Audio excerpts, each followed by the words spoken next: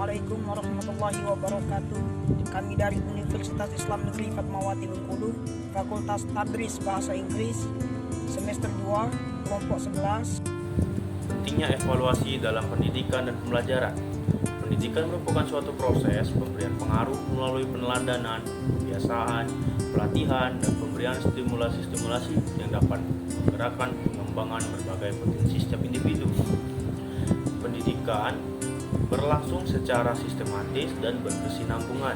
Setiap tahap pendidikan yang dilaksanakan merupakan suatu proses untuk mencapai tujuan-tujuan yang baik berupa meningkatkan wawasan, pengetahuan, aspek kognitif, sikap, afektif, maupun keterampilan psikomotorik.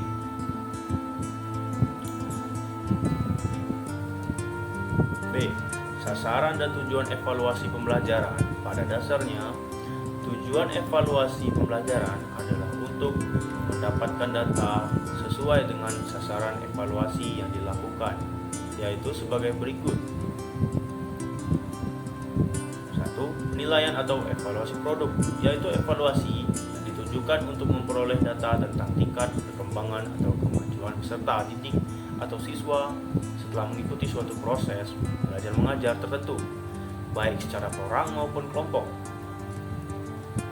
Data kemajuan belajar ini bisa disebut sebagai prestasi belajar yang meliputi aspek pengetahuan, sikap, dan keterampilan. 2. Penilaian atau evaluasi proses, yaitu penilaian atau evaluasi yang ditujukan untuk memperoleh data tentang faktor-faktor yang mempengaruhi pencapaian prestasi belajar. Faktor tersebut kemungkinan merupakan faktor pendukung atau penghambat pencapai tujuan belajar yang telah ditetapkan. Prinsip-prinsip evaluasi dalam melaksanakan evaluasi pembelajaran perlu dijaga agar proses pengukuran dan penilaiannya dilaksanakan secara objektif. Penilaian dikatakan objektif apabila hasil yang diperoleh merupakan gambaran yang sebenarnya dari hasil belajar yang dicapai oleh siswa pada suatu belajar waktu tertentu. Karena proses pembelajaran berlangsung secara bertahap dan berkesinambungan, maka evaluasi dan perlu dilaksanakan secara berkesinambungan juga. Evaluasi pembelajaran harus dapat pula mengungkapkan seluruh aspek sasaran belajar yang akan dicapai oleh siswa. Dengan demikian, pada dasarnya ada 3 evaluasi, yaitu prinsip objektivitas. Evaluasi pembelajaran dapat dikatakan objektif apabila dapat memberikan gambaran yang sebenarnya tentang hasil belajar yang dicapai oleh siswa pada suatu proses belajar mengajar tertentu. Prinsip objektivitas ini dapat terpenuhi dengan memperhatikan sasaran yang dinilai, cara mengukur dan menilai alat ukur dan standar penilaian yang digunakan serta sikap penilaiannya. Yang kedua ada prinsip kontinuitas. Pendidikan merupakan suatu proses yang berkesinambungan, tahap demi tahap untuk mencapai tujuan-tujuan pembelajaran atau kompetensi yang telah ditetapkan. Untuk dapat mengetahui pencapaian tujuan-tujuan tersebut, perlu dilakukan penilaian yang berkesinambungan, yaitu terus-menerus sejak proses pembelajaran yang pertama pada suatu program dan atau tingkat pendidikan tertentu sampai program itu berakhir. Yang ketiga ada prinsip keseluruhan atau komprehensif.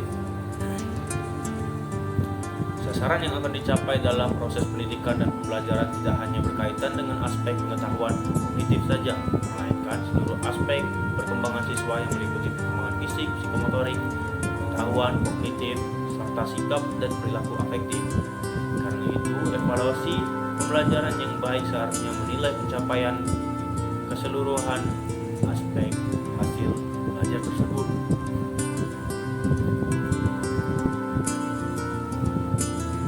D. Manfaat evaluasi pembelajaran sesuai dengan tujuannya. Pelaksanaan evaluasi pembelajaran dapat bermanfaat tidak hanya bagi siswa, tapi juga bagi guru, sekolah, orang tua, bahkan pihak-pihak lain yang terkait. Dengan adanya evaluasi, siswa dapat mengetahui tingkat keberhasilan dalam belajar.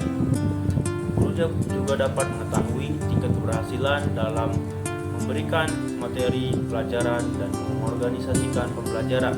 Dengan mengetahui data hasil belajar siswa serta faktor-faktor yang mempengaruhi, maka guru dapat mempertimbangkan langkah-langkah yang perlu dilakukan untuk proses belajar mengajar. Selanjutnya, guru dapat menentukan metode dan teknik pembelajaran yang akan digunakan. Apakah anak akan diatur dalam kelompok-kelompok atau akan diberikan tugas dan bimbingan secara individual. Macam-macam evaluasi pendidikan. Evaluasi pendidikan terbagi menjadi 4 macam, yaitu evaluasi penempatan, evaluasi formatif, evaluasi sumatif, dan juga evaluasi diagnostik. Evaluasi pendidikan terbagi menjadi 2, tes dan non-tes. Istilah tes sudah sangat familiar bagi siswa dan juga orang tua, karena ketika mereka ingin melanjutkan ke tingkat pendidikan yang lebih tinggi, mereka diharuskan untuk mengikuti suatu tes. Di dalam proses pembelajaran, guru juga sering melakukan tes kepada siswanya, seperti ujian dan juga ulangan. Alat evaluasi non-tes biasanya digunakan untuk menilai hasil belajar siswa melalui sikap, perilaku, atau perbuatan.